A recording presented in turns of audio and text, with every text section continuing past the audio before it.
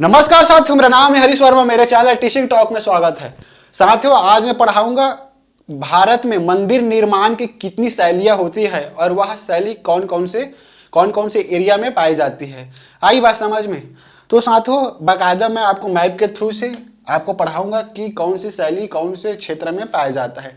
साथियों, सबसे पहले मंदिर निर्माण मौर्य काल में हमें देखने को मिलता है। प्राचीन भारत में जब मौर्य काल से गुप्त काल तक आता है तो मंदिर निर्माण अपने चरम उत्कर्ष पर रहता है। यानी कि गुप्त काल में बहुत ज़्यादा मात्रा में मंदिर निर्माण हमें देखने को मिलता है, जो मुख्यतः नागर शैली का था। तो सबसे पहले आपको बताऊंगा कि कितने प्रकार की शैली होती है मंदिर निर्माण का, कौन कौन से क्षेत्र में पाई जाती है। आई बात समझ में? तो सबसे पहले हम देखेंगे कि आइए हम देखते हैं 3 प्रकार की शैलियाँ होती है मंदिर निर्माण का। ठीक है, पहला शैली होती है साथियों नागर शैली। ठीक है, उसके बाद साथियों द्रविड़ शैली होती है। दूसरी शैली है द्रविड़ शैली मंदिर निर्माण का। ठीक है, और तीसरी शैली होती है साथियों बेसर शैली।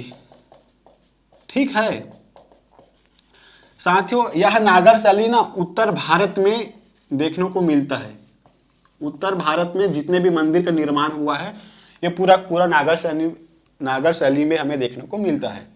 ठीक है, तो नागर शैली हिमालय से लेकर विंध्याचल पर्वत, यहाँ से विंध्याचल पर्वत गुजरती है। ठीक है, गुजरात से लेकर पश्चिम बंगाल झारखंड तक विंध्याचल पर्वत है। तो हिमालय से विंध्याचल तक ये नागर शैली में हमें मंदिर देखने को मिलता है। ठीक है, हिमालय से विंध्याचल के बीच में नागर शैली का मंदिर हमें देखने को मिलता है। आई बात समझ में साथियों? उसके बाद देखेंगे बेसर शैली।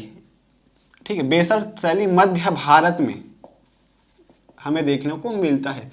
ठीक है, अब विंध्याचल से लेकर कृष्ण नदी के बीच में, यहाँ से कृष्ण नदी निकलती है।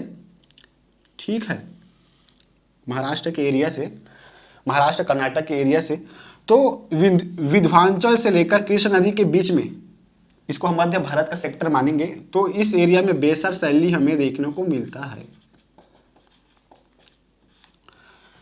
ठीक है, उसके बाद साथियों इस कृष्णा नदी से लेकर पूरे दक्षिण की ओर, ठीक है, कृष्णा नदी से नीचे की ओर हमें द्रविड़ शैली देखने को मिलता है। यानी कि दक्षिण भारत में द्रविड़ शैली। ठीक है, दक्षिण भारत में हमें द्रविड़ शैली देखने को मिलता है। आई बात समझ में? तो सबसे पहले मैं आपको नागर शैली का स्ट्रक्चर बना के दिखाऊंगा। ठीक है, उसके बाद बताऊंगा साथियों द्रविड़ शैली के बारे में और बेसर शैली के बारे में आपको बताऊंगा। ठीक है, तो सबसे पहले आइए हम देखते हैं नागर शैली। नागर शैली। ठीक है साथियों, कोई भी जो भवन होता है, कोई भी मंदिर ना अपने आधार पे टिका होता है। आई बात समझ में? तो नागर शैली का आधार ना एक चबूतरा के रूप में हमें दिखाई देता है। तो नागर शैली का मैं स्ट्रक्चर बना रहा हूँ, नागर शैली का मंदिर आपको बना के दिखा रहा हूँ। वर्तमान में जो राम मंदिर बन रहे हैं ना अयोध्या में, वो नागर शैली का ही उदाहरण है। ठीक है, तो नागर शैली उत्तर प्रदेश में हमें देखने को मिलता है। तो आइए मैं आपको मंदिर बना के दिखाता हूँ नागर शैली का। साथियों, इसमें 2 चबूतरा होता है आधार के रूप में। जब कोई मंदिर बन रहा है ना तो उसका आधार तो होगा ही ना, तो 2 चबूतरा आधार के रूप में हमें देखने को मिलता है। ठीक है, पहला चबूतरा काफी बड़ा होता है। ठीक है, लंबा होता है, इसको जगती कहते हैं। आई बात समझ में? अब इस जगती जो सबसे निचले स्तर के चबूतरा के ऊपर में एक छोटा सा, इससे थोड़ा से छोटा दूसरा चबूतरा होता है आधार के रूप में। ठीक है, इसे पीठ कहते हैं। आई बात समझ में साथियों? अब इसके इस पीठ के ऊपर में ना मंदिर बनता है। ठीक है, जिसको गर्भगृह कहते हैं। ठीक है, ये हो गया गर्भगृह। ठीक है, गर्भगृह। साथियों, इस गर्भगृह में ना मुख्य देवता विराजमान होता है। जैसे कि राम मंदिर बन रहा है ना नागर शैली में, तो इस गर्भगृह में राम लला, जो बचपन का उसका मूर्ति है ना राम भगवान का, तो राम लला दरअसल इसी गर्भगृह में विराजमान होगा। उसको स्थापित किया जाएगा इसी गर्भगृह में। साथियों, उसके बाद इस गर्भगृह के बाद यहां से लेकर इसका मंडप बनता है, मंडप रहता है। आई बात समझ में? ये मंडप है। ठीक है। इस मंडप, ये दरअसल ये मंडप सभा है। एक्चुअल में ना बहुत सारे लोग जब पूजा अर्चना करने के लिए आएंगे ना गर्भगृह के पास, रामलला के मंदिर के दर्शन करने आएंगे गर्भगृह के पास, तो यहीं पास लोग इकट्ठा होंगे, यानी कि एक प्रकार का सभा है, यहीं पास लोग आएंगे। आई बात समझ में?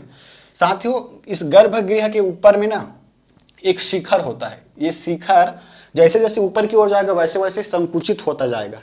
ठीक है, एक संकीर्ण होता जाएगा। ये हो गया, ठीक है, ये हो गया। ठीक है, स्टार्टिंग में तो चौड़ा होता है, लेकिन जैसे जैसे ऊपर की ओर जाता है ये संकुचित होता जाता है, मिलता जाता है। तो जब एक जगह जब मिलेगा ना, इसको कहते हैं अम्लक।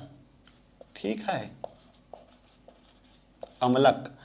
ये हो गया शिखर। आई बात समझ में? साथियों, नागाशाली का सबसे प्रमुख जो विशेषता होती है कि इसके ऊपर में कलश होता है। कलश।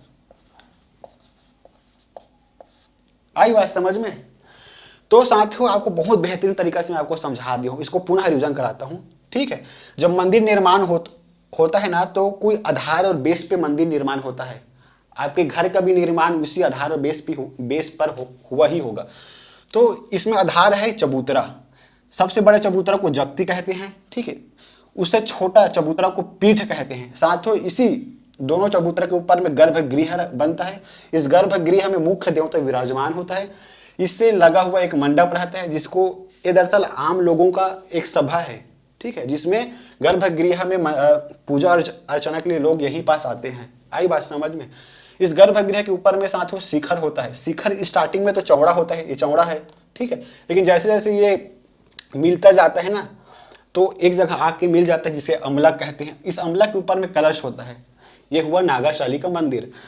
ठीक है साथियों, ये नागाशाली का मंदिर साथियों, ठीक है, कहाँ कहाँ मिलता है मैं आपको बता देता हूँ। ठीक है, ये हो गया नागाशाली। ठीक है, तो नागाशाली का मंदिर हमें कहाँ देखने को मिलता है? तो लिंगराज मंदिर। ठीक है, भुवनेश्वर का लिंगराज मंदिर, जो कि उड़ीसा में पड़ता है। ठीक है साथियों, कोणार्क का सूर्य मंदिर। कोणार्क का सूर्य मंदिर। ठीक है, पुरी का जगन्नाथ मंदिर। वर्तमान में जो राम मंदिर बन रहा है ना, अयोध्या का राम मंदिर। ठीक है, झांसी का 10 अवतार मंदिर। 10 अवतार मंदिर। ठीक है, मध्य प्रदेश का खजुराहो का मंदिर।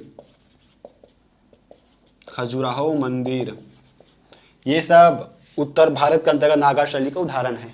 ठीक है, अब मैं आपको बताऊंगा साथियों द्रविड़ शैली के बारे में, आपको जबरदस्त तरीके से आपको बताऊंगा। ठीक है, द्रविड़ शैली ये दक्षिण भारत में कृष्ण नदी के दक्षिण में हमें देखने को मिलता है।